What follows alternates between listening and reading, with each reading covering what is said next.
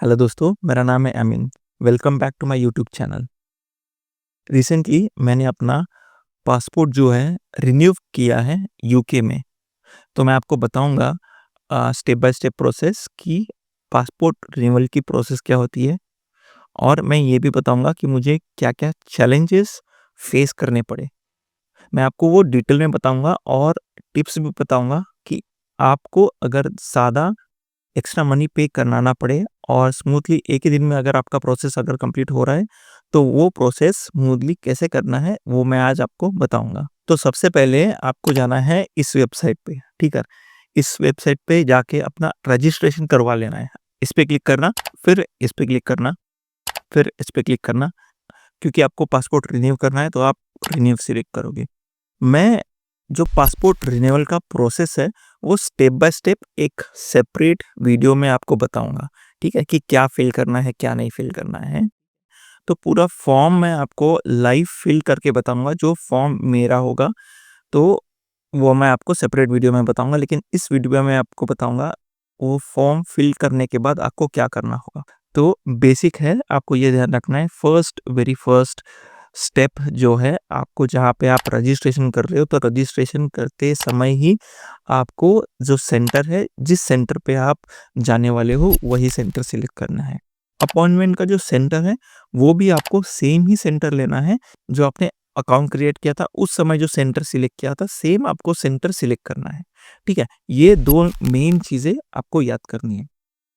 Case में क्या हुआ कि जब मैं इनिशियल रजिस्ट्रेशन कर रहा था, तो मैंने लंदन वाला जो सेंटर है, वो सिलेक्ट कर दिया था। मुझे क्या पता, मैंने रजिस्ट्रेशन कर दिया और उसके बाद जब मैं हाई कमीशन ऑफ इंडिया के वेबसाइट पर जाकर अपॉइंटमेंट बुक करने लगा, वो मैंने किया मैनचेस्टर।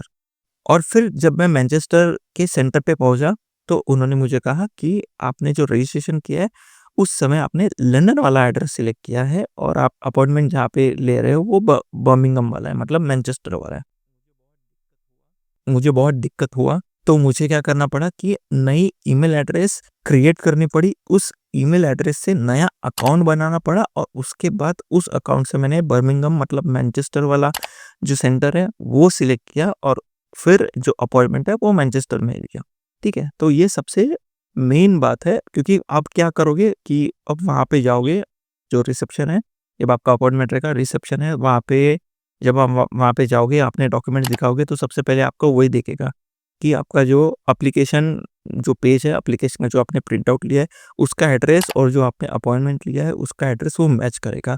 सॉरी, एड्रेस नहीं, सेंटर। और अगर आपने इस दोनों जगह पे आपका सेम सेंटर नहीं होगा, तो आपको वो फिर से एप्लीकेशन करने के लिए कहेगा। तो आपको एक तो वापस जाना पड़ेगा, नहीं तो वहीं अगर आपके पास बैटरी अच्छी है या फिर आपका नेट अच्छा चल रहा है, अच्छा नेटवर्क है, तो आप वहाँ पे ही आप अपना फॉर्म फिल करके फिर आपको वहाँ पे प्रिंट आउट लेना पड़ेगा। अब ये प्रॉब्लम सिर्फ़ मेरा नहीं था, मैंने ही नहीं सोचा था कि ऐसा होता है। 90% ऑफ लोगों ने यही गलती की थी कि उन्होंने जो एप्लीकेशन है, वो फिर लंदन वाला सेंटर लिया था और फिर जब उन्होंने बीएफएस में जब अपॉइंटमेंट लेते, वो मैनचेस्टर वाला जो सेंटर है, वहाँ पर गए थे। तो फिर हम सब लोगों ने वही एप्लीकेशन ऑनलाइन एप्लीकेशन किया। किसी ने किसी रिलेटिव को फ़ोन करके किया, किसी ने अपने मोबाइल में ही कर लिया, ठीक है? लेकिन एक बहुत टाइम आपका वेस्ट होता है उसमें फॉर्म फिल करने में। देखो, एक्चुअली क्या होता है, जब आप फॉर्म फिल करते, फॉर्म पर जो फ़ोटो होता है, उस फ़ोटो में ऑप्शनल लिखा गया है, ठीक है? और आपके जो डॉक्यूमेंट्स है, उसमें भी ऑप्शनल लिखा गया है, मतलब आप ऑप्शनली आप अपने डॉक्यूमेंट सिलेक्ट कर सकते हो। ऑप्शनल होता है अपलोड करना। तो आप सोचते हो कि अगर ऑप्शनल है, तो मैं ना करूँगा, क्योंकि बहुत टीडियस वर्क होता है फ़ोटो को क्रॉप करना, फिर अपलोड करना। इसलिए लोग सोचते हैं कि अगर ऑप्शनल लिखा है तो कोई बात नहीं, हो सकता है कि फ़ोटो ना भी लगाए तो चलेगा। लेकिन ऐसी बात नहीं है। जब मैं रिसेप्शन पर गया अपना लेटर लेके, जो प्रिंट आउट लेकर, तो उन्होंने सबसे पहले मुझे कहा कि आपका जो सेंटर है, आपने जो एप्लीकेशन किया है, वो लंदन वाले सेंटर सिलेक्ट किया है और जो आपने अपॉइंटमेंट वीएफएस वाला जो सिलेक्ट किया है, वो आपने मैनचेस्टर किया है। तो आप क्या करिए, न्यू ईमेल एड्रेस क्रिएट करके आपको फिर से अप्लाई करना पड़ेगा, ठीक है? क्योंकि ओल्ड ईमेल एड्रेस से नहीं होता। तो जैसे ही उन्होंने ये कहा कि आपको न्यू ईमेल एड्रेस क्रिएट करके आपका फॉर्म फिल करके प्रिंट आउट लेना है, तो ठीक है, मैंने अपना मोबाइल निकाला, अपना फॉर्म वहाँ पर फिल किया और मैंने प्रिंट आउट ले लिया। अब वहाँ पे प्रिंट आउट भी बहुत महँगी होती है, ठीक है? तो ये आप चार्जेस देख रहे हो, बहुत अगर आप देख रहे हो तो ये बहुत एक्सपेंसिव होता है। एक-एक प्रिंट आपको 1.5 से 2 पाउंड का या फिर 2.5 पाउंड का भी आपको 1 प्रिंट आउट लग सकता है। ठीक है? तो आप मल्टीपल प्रिंट आउट्स ले ले सकते हो। तो फिर मैंने प्रिंट आउट लिया और फिर से लाइन में लगा। अब जब मेरी बारी आई लाइन में लगने वाली, तो उन्होंने कहा ठीक है, अब आप अंदर जाओ। अब क्या होता है, उस पॉइंट पे भी वो मुझे बहुत कुछ करेक्शंस बता सकते थे, ठीक है? लेकिन उन्होंने नहीं बताया, ठीक है? उन्होंने मुझे अंदर भेज दिया टोकन देके। अब वहाँ पर मुझे वेट करना पड़ा around half an hour, 1 hour, 1.5 hours हो सकता है। आपको जितना भी आपका जो टोकन नंबर है उसके हिसाब से आपको वेट करना पड़ेगा। जब मेरी बारी गई, मतलब जब मैं काउंटर पे गया और जब मैंने मेरे डॉक्यूमेंट्स दिए, तो उन्होंने कहा कि आपको फ़ोटो अपलोड करना है। मैंने कहा कि यहाँ पे तो ऑप्शनल लिखा है, तो उन्होंने कहा नहीं, अभी ये चेंज हो गया है, ठीक है? तो ये प्रॉब्लम सिर्फ़ मेरा नहीं था, वहाँ पे जितने भी लोग आए थे, कोई लोग ओसीआई कार्ड बनवाने आए थे, कोई बर्थ सर्टिफ़िकेट बनवाने आए थे, कोई पासपोर्ट सरेंडर करने आए थे, कोई रिन्यूअल करने आए थे, मतलब बहुत सारी सर्विसेज़ थे। सब लोगों के लिए उन्होंने सेम कहा कि अभी रूल्स चेंज हो गए हैं, आपको है जो फ़ोटो अपलोड करनी है। अगर आपको फ़ोटो अपलोड करना है तो बहुत टीडियस वर्क है, क्योंकि उसको 3.5 बाय 4.5 इंचेस या फिर सेंटीमीटर्स का होता है, उसी का चाहिए और पिक्सल भी चाहिए, ठीक है? बहुत सारा रिक्वायरमेंट होता है, वो कोई भी वहाँ पे नहीं कर पाया। मैंने मेरे भाई को फ़ोन करके फ़ोटो सेंड किया, उसने क्रॉप करके, और मैंने लॉगिन डिटेल्स भी दे दी, उसने उसको वहाँ पे अपलोड कर दिया। लेकिन बहुत सारी लोगों की ये दिक्कत थी, वो नहीं कर रहे थे, ठीक है? तो सबसे पहले उन्होंने कहा कि फ़ोटो अपलोड करके लाइए। अब यहाँ पर भी जब उन्होंने कहा कि फ़ोटो अपलोड करके लाइए, तब वहाँ पर भी वो लोग बता सकते थे कि बाकी जो चीज़ रिक्वायरमेंट्स है, वो भी आपको कंप्लीट करनी है। लेकिन वहाँ पर भी सेकंड टाइम जब हम मेन काउंटर पे गए, जहाँ पे आपको डॉक्यूमेंट्स दे के आपको पेमेंट सबमिट करना होता है, वहाँ पर भी उन्होंने नहीं बताया। तो हम लोगों ने जितने भी लोग थे, कम से कम वहाँ पे 10-15 लोग थे, उन्होंने सबका यही प्रॉब्लम था, क्योंकि ऑप्शनल अगर लिखा है तो कोई भी आपको आप अननेसेसरी फ़ोटो अपलोड नहीं करोगे। तो उन्होंने फिर वापस आए, बैठे, वेट किया, किसी ने चैटजीपीटी से अपना फ़ोटो एडिट किया, किसी ने किसी रिलेटिव को बताया, किसी के पास लैपटॉप था, तो वहाँ पे उन्होंने एडिट किया और फिर फ़ोटो अपलोड कर दिया। ठीक है, अब फ़ोटो तो अपलोड कर दिया है, लेकिन वो प्रिंट आउट में चाहिए, लेकिन प्रिंट आउट तो नहीं था, क्योंकि प्रिंट आउट जो आपने पहले लिया है उसमें फ़ोटो नहीं है। तो फिर से प्रिंट लेना पड़ा, ठीक है? तो उसमें भी आपके डबल चार्जेस गए। एक बार सेकंड प्रिंट आउट लिया तो फर्स्ट प्रिंट आउट भी वेस्ट गया और आपके मनी भी वेस्ट गए। तो अभी जो सेकंड टाइम हमने प्रिंट आउट लिया, तो मैं फिर गया काउंटर पे कि मैंने प्रिंट आउट ले लिया, मैंने फ़ोटो अपलोड कर दिया। अब उनका सेकंड जो उनका कहना था कि फ़ोटो तो अपलोड कर दिया, आपको डॉक्यूमेंट्स अपलोड करने हैं। अभी अगर फ़ोटो और डॉक्यूमेंट्स दोनों अपलोड करने हैं, आपने चेक कर लिया, तो आप मुझे पहले ही बता सकते थे कि फ़ोटो भी अपलोड करना है, डॉक्यूमेंट्स भी अपलोड करना है, और वो कंपल्सरी है। सेकंड टाइम वेट करने का मतलब, एक तो रिसेप्शन पे अराउंड 15 मिनट्स वेट किया, फिर न्यू एप्लीकेशन करने के बाद न्यू एप्लीकेशन करने के लिए भी हाफ एन आवर लगा, किसी-किसी को 1 आवर भी लग सकता है। फिर उसके बाद सेकंड टाइम भी 10-15 मिनट्स रिसेप्शन की लाइन में लगो। फिर जब टोकन जनरेट होता है तो अंदर जाने के बाद 1 घंटा या 2 घंटा जितना भी होगा आपका वेट समय, वो वेट करना है, और जब आप काउंटर पे जाते हो वो कहते हैं फ़ोटो चाहिए, फ़ोटो अपलोड करके लाइए। तो फ़ोटो अपलोड करने के लिए भी आपका 15 हाफ एन आवर वेस्ट हुआ। उसके बाद और जब वो प्रिंट आउट करके उसका उस अपने टाइम के लिए वेट करो, मतलब कोई होगा काउंटर पे तो ऑलरेडी इसका नंबर होगा, वो पहले जाएगा, तो उसके लिए फिर वेट करो। फ़ोटो अपलोड करने के बाद भी अगर आप उसके पास जाते हो तो वो बोलते हैं कि डॉक्यूमेंट्स अपलोड नहीं किए। तो भई अगर डॉक्यूमेंट्स अपलोड करने थे, फ़ोटो अपलोड करना था, तो एक साथ ही बताते, हम लोग एक साथ कर देते। एक साथ नहीं बताया, तो उन्होंने कहा कि अभी डॉक्यूमेंट्स अपलोड करने के लिए आपको मतलब हम लोग कर देंगे, लेकिन वहाँ पर आपको चार्जेस पे करने पड़ेंगे 10 पाउंड्स। और मैंने देखा कि वहाँ पर कहीं पे भी ऐसा नहीं था कि अगर आपके डॉक्यूमेंट्स या फ़ोटोज़ अपलोड नहीं किए, तो आपको 10 पाउंड्स जो है पे आपको पे करना है। बट 10 पाउंड्स की नहीं है, बात ये है कि फ़ोटो अपलोड करने में हमने ऑलरेडी इतना टाइम वेस्ट किया है, डॉक्यूमेंट्स भी अपलोड करने के लिए इतना सारा टाइम जो है वो वेस्ट किया है। अब वो उनका कहना था कि 10 पाउंड्स कर दे दो, हम लोग डॉक्यूमेंट्स अपलोड कर देंगे।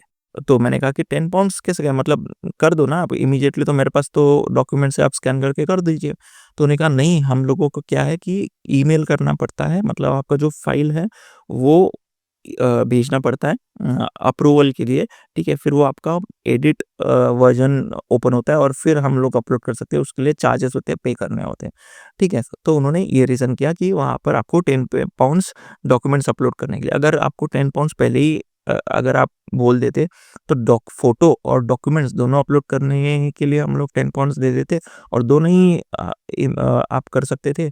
हमारा टाइम भी वेस्ट नहीं होता और इमीडिएटली हमारा काम भी हो जाता। लेकिन नहीं, उन्होंने कहा कि जिन लोगों ने फ़ोटो अपलोड किया था, उन लोगों को बोला कि डॉक्यूमेंट्स के लिए 10 पाउंड्स लगेंगे, और जिन लोगों के डॉक्यूमेंट्स अपलोडेड थे, ठीक है? जिन मतलब अपलोडेड थे ऐज़ इन वहाँ पर बैठे-बैठे जो हो सका, किसी के डॉक्यूमेंट्स अपलोड हो कर पाए वो, फ़ोटो एडिट ना कर पाए, कोई-कोई फ़ोटो एडिट कर पाए, कोई डॉक्यूमेंट्स अपलोड नहीं कर पाए। और डॉक्यूमेंट्स अपलोड करने के लिए किसी से 10 पाउंड्स लिए। किसी को भी इन्होंने ये नहीं बताया कि भाई डॉक्यूमेंट्स और फ़ोटो 10 पाउंड में हो जाएगा। जो लोग कुछ ना कर पाए, मतलब फ़ोटो और डॉक्यूमेंट्स दोनों अपलोड नहीं कर पाए, उनको उन्होंने 10 पाउंड्स में फ़ोटो और डॉक्यूमेंट्स दोनों उन्होंने अपलोड करके दे दिया। तो इतना सारा टाइम वेस्ट प्लस मनी, इतना सारा जो है मुझे डिफ़िकल्टीज़ फेस करनी पड़ी। अब ये बताओ कि ये जो है करप्शन है या क्या है? वहाँ पर ऐसा कहीं पे भी लिखा नहीं था, क्योंकि प्रिंटआउट्स के लिए, ठीक है, बाकी चीज़ों के लिए, बाकी जो रूल्स रेगुलेशन जहाँ पे पेमेंट करना है या फिर प्रोसेस क्या है, सबके लिए वहाँ पे पोस्टर्स लगे थे। लेकिन इस चीज़ का पोस्टर कहीं नहीं लगा था कि आपको 10 पाउंड्स देके आप डॉक्यूमेंट्स अपलोड कर सकते थे। अब सेकंड चीज़ ये हुई कि क्या है कि अगर आप ऑनलाइन अप्लाई जब करते हो और डॉक्यूमेंट्स जब अपलोड करते हो, तो वहाँ पे आप मैक्सिमम 5 डॉक्यूमेंट्स अपलोड कर सकते हो। अब प्रॉब्लम वहाँ पर ये भी है कि आपको जो आपने एप्लीकेशन किया है, वहाँ पर आपको फ़ोटो और आपका सिग्नेचर भी अपलोड करना होता है, ठीक है? तो फ़ोटो और सिग्नेचर दोनों अगर आपने अपलोड कर दिए, तो वो as a 2 documents already occupy हो जाते हैं। तो आपको इसके अलावा भी आपको बहुत सारे डॉक्यूमेंट्स आप अपलोड कर सकते हो, ठीक है?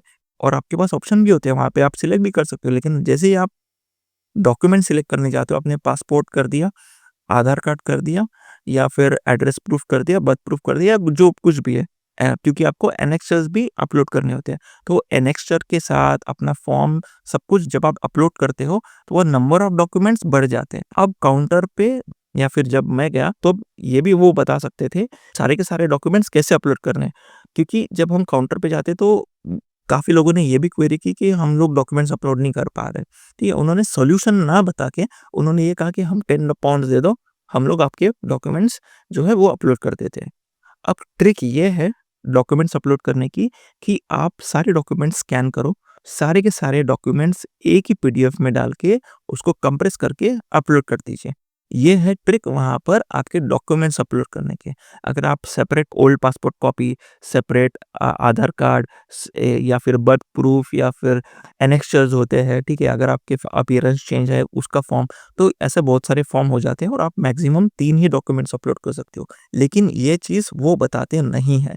वो कहते हैं आपके नहीं हो रहे तो आप करके लाइए, हो जाते हैं, ठीक है? अगर नहीं हुए तो फिर वो बोलते हैं कि हमको दे दो, हम लोग 10 पाउंड्स दे दो, हम लोग कर देंगे। तो बहुत लोगों ने ऐसा बहुत सारा प्रॉब्लम फेस किया है। तो ये पता नहीं कि अभी इंडियन एम्बेसी वाले कर रहे हैं या फिर बीएसएफ ग्लोबल वाले कर रहे हैं, मुझे पता नहीं। लेकिन मुझे ये बहुत प्रॉब्लम फेस करनी पड़ी वहाँ पर जाकर। लकीली मेरे पास पावर बैंक था, लकीली मेरा नेट चल रहा था, तो मैंने आधा एटलीस्ट काम वहाँ पर कर दिया, नहीं तो मुझे 2 से 3 बार वहाँ पे जाना ही पड़ता। वहाँ पे कई लोग ऐसे भी थे कि 2 से 3 बार आ ही रहे थे, क्योंकि उनको फर्स्ट टाइम वापस भेजा कि आपका एप्लीकेशन जो सेंटर्स है दोनों एक सेम नहीं है।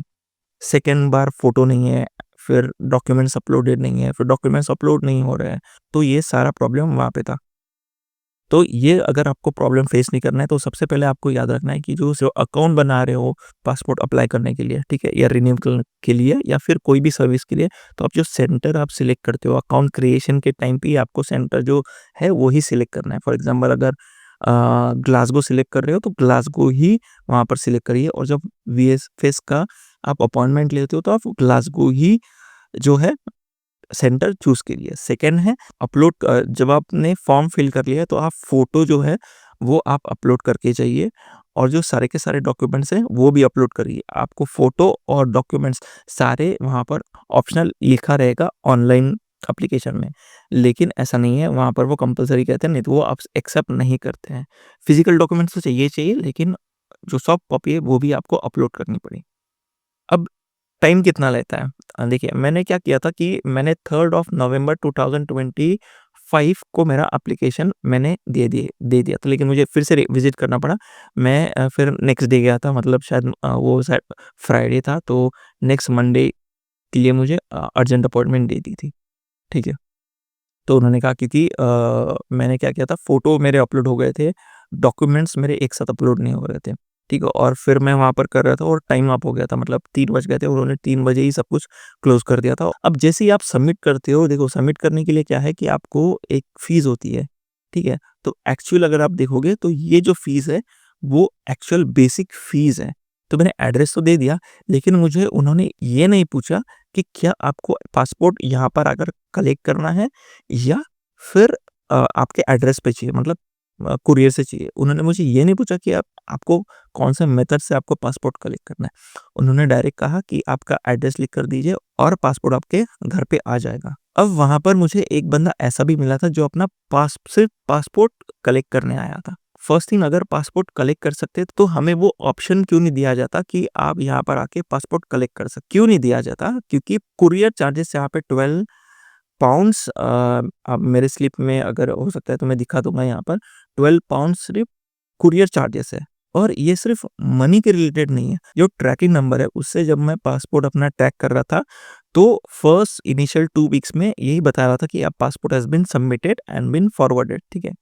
2 वीक तक कोई चेंजेस नहीं था। 3rd वीक में passport application has been received और कुछ आ रहा था, ठीक है? Under process.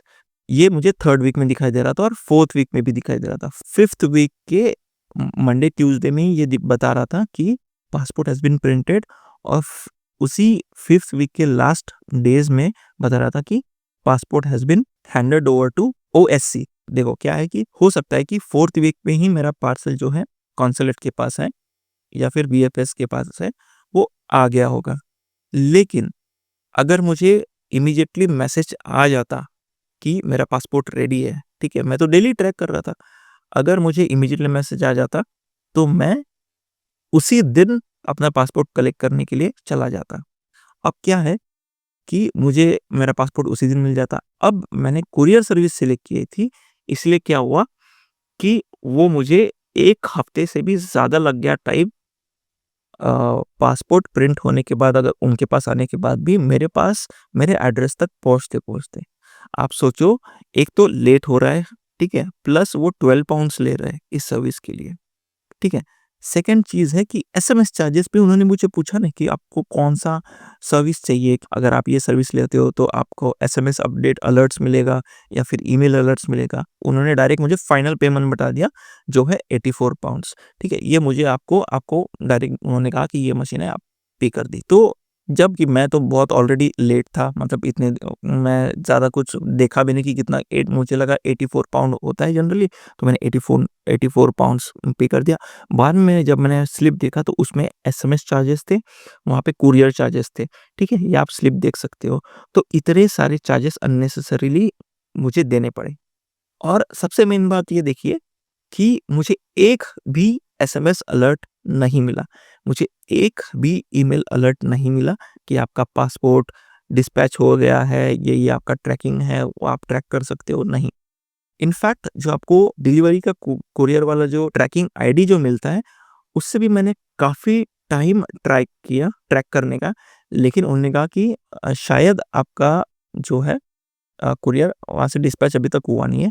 जैसे ही डिस्पैच होगा हम आपको अलर्ट कर देंगे, लेकिन ये नहीं हुआ। सेकंड चीज़ जो है, इतने सारे एसएमएस चार्जेस लिए, मुझे सिर्फ़ इतना इंडियन एम्बेसी से ईमेल आया था कि आपका जो पासपोर्ट है वो प्रिंट हो गया है। सिर्फ़ प्रिंट का ईमेल आया था और वो प्रिंट कहाँ होता है, वो इंडिया होता है। जब इंडिया से वीएफएस जब वापस आया उसके बाद मुझे कोई ईमेल नहीं आया। सो जितना मैंने एसएमएस के लिए पे किया था, अपडेट के लिए, वो नहीं आया। जो कुरियर वाले जो मैंने पे किए थे 12 पाउंड्स, तो वो भी मुझे 1 हफ्ते तक मेरा पासपोर्ट नहीं आया। तो आप सोच सकते हो इतना सारा पेमेंट करने के बाद भी आपकी ये होती है वीएफएस या फिर पता नहीं इंडियन एम्बेसी का है कुछ इसमें। तो ये सारा स्कैम यहाँ पर मुझे चल रहा है। अब मुझे पता नहीं कि ये जेन्युइन जो 10 पाउंड्स चार्ज करते हैं वो फ़ोटो अपलोड करने के लिए या डॉक्यूमेंट्स अपलोड करने के लिए या फिर दोनों 10 पाउंड्स में हो जाते हैं, तो वो डायरेक्टली क्यों नहीं कहते? ये हो सकता है। तो उन्होंने ये क्यों कहा कि पहले फ़ोटो अपलोड करके लाओ, फिर फ़ोटो अपलोड कर दिया, फिर उन्होंने कहा कि सिग्नेचर भी होता है, तो सिग्नेचर भी अपलोड करके लाओ। सॉरी 3 बार भेजा था।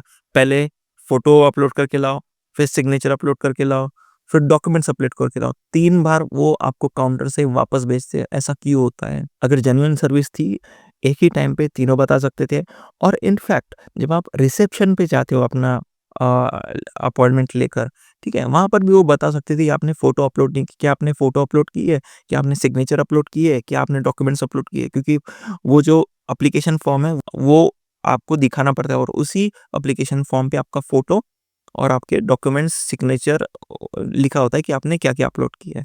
वो वहाँ पर एंट्रेंस पे ही आपको बता सकते हैं लेकिन वो नहीं बताएँगे, ठीक है? तो आपको 2 से 3 बार आपको काउंटर से वापस भेजेंगे ताकि आप थक जाओ और लास्ट में आप पेमेंट कर दो, ठीक है? और इतना सब कुछ होने के बाद जब आप फाइनल पेमेंट करते हो 84 या 85 पाउंड वाला, आप तब तक इतना ड्रेन या इतना थक जाते हो कि आप ये देखते ही नहीं हो कि भई ये कुरियर से आएगा या फिर एसएमएस चार्जेस आपको उन्होंने चार्ज किए हैं, क्या किया है, कुरियर के चार्जेस कितने हैं, वो आपको देखने की आपकी एनर्जी नहीं होती है। तो ये उनकी शायद ट्रिक है। तो जितने भी मेरे साथ लोग आए थे, उनका सेम प्रॉब्लम था, सेम प्रॉब्लम। कुछ तो लोग वापस गए थे, ठीक है, जिनसे नहीं हुआ फ़ोटो अपलोड करना, डॉक्यूमेंट्स अपलोड करना। किसी ने 10 पाउंड्स दे दिए थे, किसी-किसी ने ये सारा कुछ मैंने एक्सपीरियंस किया। तो आप लोग ध्यान रखिए कि ये सारे डॉक्यूमेंट जो है वो अपलोड करने हैं। दोनों सेंटर्स जो है, जो एप्लीकेशन आप क्रिएट करते हो, जो आप एप्लीकेशन करते हो, तो सेम सेंटर होना चाहिए और जो आपका वीएफएस में आप अपॉइंटमेंट लेते हो, वो भी आपका सेम सेंटर होना चाहिए। सारे डॉक्यूमेंट्स अपलोड करने हैं, ठीक है? और अगर आप वहाँ पर ट्रैवल कर सकते हो, अगर आप ही के सिटी में जो है वीएफएस सेंटर है, तो आप उनको कहिए कि मुझे जो है कुरियर सर्विस नहीं चाहिए, क्या मैं खुद आकर अपना पासपोर्ट जो है कलेक्ट कर सकता हूँ या नहीं?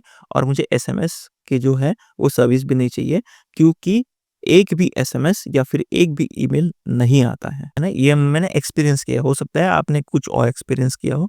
अगर आपने कुछ और एक्सपीरियंस किया हो या फिर ये वीडियो देखने के बाद जब आप जाते हो अपने कोई भी सर्विस लेते हो तो आपका एक्सपीरियंस मेरे साथ शेयर करिए या फिर कोई भी आपके रिलेटिव जो जाने वाले अगर ये आप वीडियो देखकर जाने वाले हो तो आपको क्या इस वीडियो से जानकारी या फिर क्या ये वीडियो आपके लिए हेल्पफुल रहा ये मुझे आप प्लीज़ कमेंट में बताना।